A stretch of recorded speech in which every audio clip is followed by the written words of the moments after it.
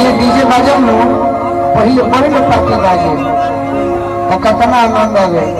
अब बाबा खाती पर सुतल बड़े तो खनिए 3 बजे लगे महाकाल डीजे डीजे डीजे तो बाबा कहे कि बबुआ खाती भीतर को राम जी के दूध चलल बड़े से 2 मिनट में हो जाए। ओके ओके ओके अल्ले चलो ओके। बकिया कृष्ण जी के छठिहार बा कृष्ण जी के भजन हो जाती बा बाज बजे के चाहिए चलो सब चल।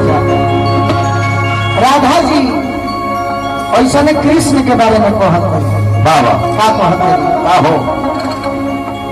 अरे मुरलिया मछोले मतनारा अपन में नंद किशोर आज छठिहारो है छठिहारो है छठिहारो सामने छठिहारो है मैंने देखो आज छठिहारो होगा वो तो क्या बात है। मुरलिया मछोले अपन में किशोर अरे बंसी बजवैया अपन भैया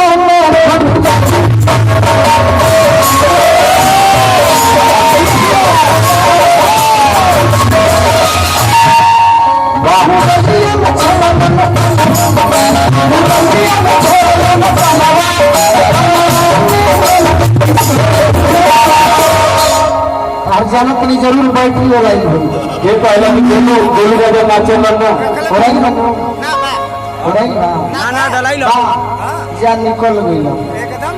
अरे की बंसी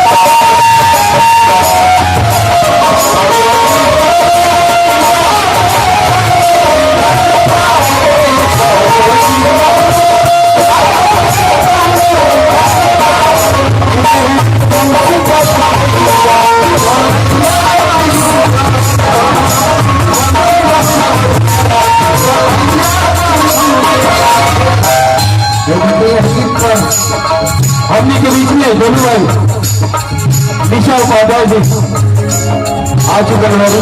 दोनों ताली से स्वागत है। आगे निशा को ध्यान रखना है भाई हमारा उंगली से पढ़ के नहीं थी हम लोगों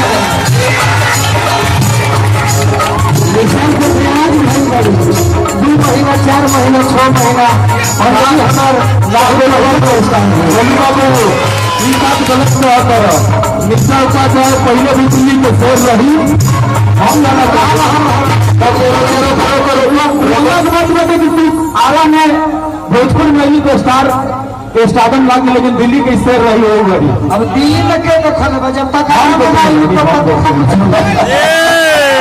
बैठ निशा एगो कुर्सी तरी कोई बाबू कुर्सी को बच्चे की व्यवस्था खुलवा बाकी खुलवा बैठनी सा क्या हुआ? अरे कि चकवा चकैया बाछा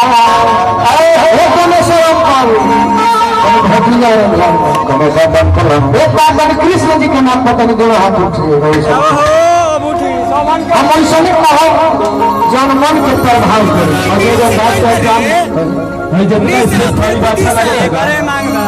इतना स्टार लोग इतना भोजपुरी के आम इंसान करने वाले लोग हमारे गोलू भाई निशा उपाध्याय जी अंजलि भरद्वाज जी के जैसे नमाज प्रशांत चौबे जी के जैसे आवाज आपके बीच जमा जगह मिले तो बैठ गई। बहुत लंबा कार्यक्रम बटे तनी हथवा उठ जाए। बोलिए पर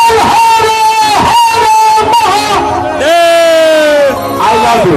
बाकी कह के बाकी चकवा चकैया बाछा बाछिया हुई गैया अपने मन में पावल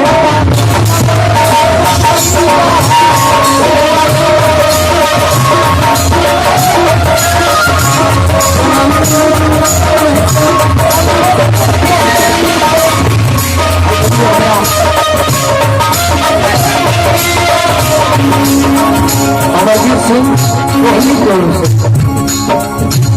चकवा चकैया बाछा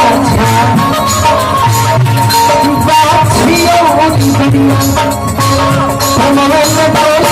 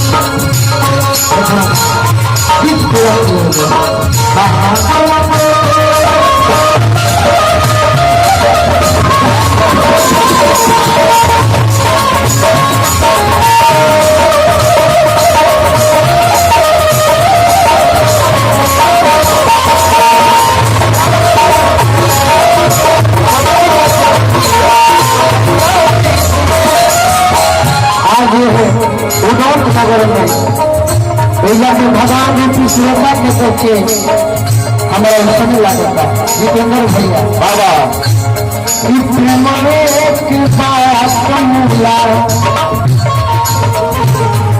बात हो प्रेम के प्रेम एक बात हो